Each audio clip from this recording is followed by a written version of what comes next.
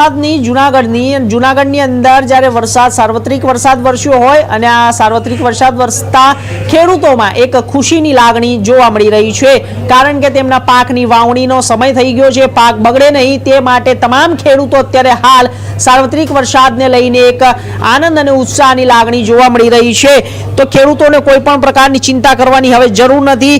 તેમના મત મુજબ સમગ્ર ચોમાસા દરમિયાન પૂરતો વરસાદ થવાની સંભાવનાઓ છે અને પાણીની અછત જેવી સ્થિતિ જે સર્જાવાની શક્યતાઓ ઓછી થઈ રહી છે।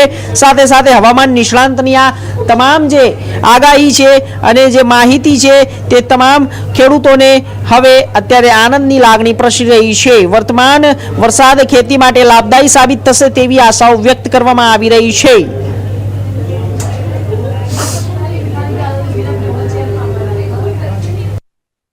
ચોક્કસથી જોવા જઈએ તો રાજ્યના ખેડૂતો છે ઘણા સમયથી નૈઋત્યના ચોમાસાની રાહ જોઈ રહ્યા હતા। એ જે ઇંતજારનો અંત આવ્યો છે, એટલે જે ચોમાસું છે એ અત્યારે આગળ વધી અને સૌરાષ્ટ્ર, દક્ષિણ ગુજરાત અને મધ્ય ગુજરાતના અમુક ભાગોને કવર કર્યા છે।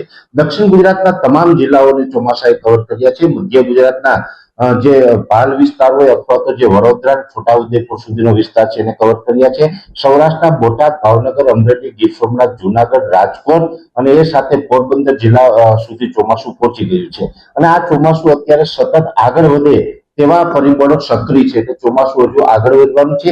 જે રીતે જોવા જઈએ તો છેલ્લા 2 દિવસથી રાજ્યની અંદર વાવણી લાયક વરસાદ વરસ્યો છે, આવો જ વરસાદ હજુ આગળ ઉપર ચાલુ રહેવાનો છે। વરસાદ હજુ રોકાવાનો નથી, કેમ કે અરબ સાગર અને બંગાળની ખાડી સક્રિય છે। અરબ સાગરની અંદર એક મોટી અસ્થિરતા છે અને એ સાથે બંગાળની ખાડીની અંદર પણ એક લો પ્રેશર સિસ્ટમ ડેવલપ થઈ રહી છે, એટલે ચોમાસું હજુ લગભગ 10 તારીખ સુધી અલગ અલગ વિસ્તારોમાં વરસાદના રૂપમાં અસર કરતું રહેશે।